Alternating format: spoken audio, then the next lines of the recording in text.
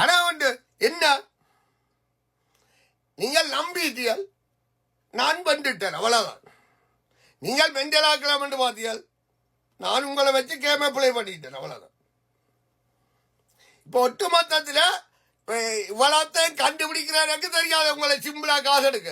டேய் ஜட்ஜின் பூனவை அப்பவே வெட்டி எடுத்துரு